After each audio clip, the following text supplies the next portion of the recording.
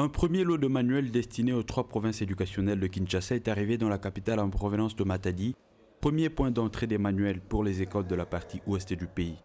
Sur place, délégués du ministère de l'EPSP, responsables du projet d'appui au redressement du secteur de l'éducation, et l'éditeur sont allés expliquer au ministre provincial de l'Éducation le bien fondé de cette intervention.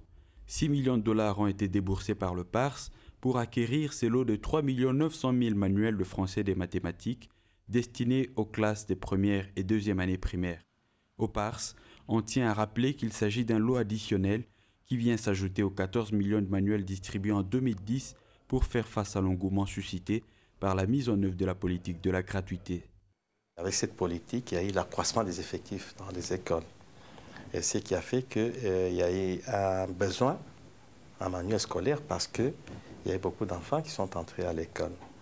Et c'est dans ce cadre-là que le gouvernement de la République et la Banque mondiale ont convenu de procéder à la distribution des quantités additionnelles dans les écoles pour faire face à ce besoin.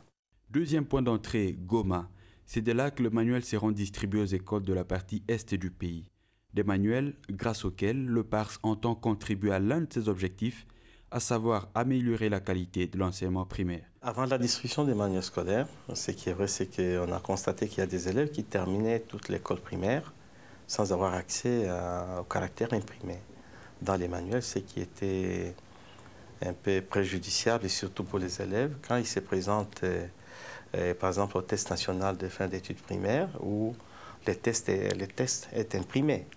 En ce moment-là, les élèves peuvent échouer, non seulement parce qu'ils sont, ne sont pas intelligents, mais parce qu'ils ont difficile aussi à déchiffrer le caractère imprimé. Troisième et dernier point d'entrée des manuels, Lubumbashi pour les Katanga et les centres du pays. Les experts du ministère de l'EPSP se félicitent de cet appui du projet PARS et souhaitent surtout que le gouvernement aille plus loin dans ses efforts visant à améliorer la qualité de l'enseignement. Nous pensons que ça va continuer. Ça, c'est déjà le cycle primaire, les 2 premiers degrés. Nous nous efforçons aussi pour les 3e degrés pour en avoir aussi davantage. Surtout pour les branches principales, français, mathématiques, sciences et éducation civique.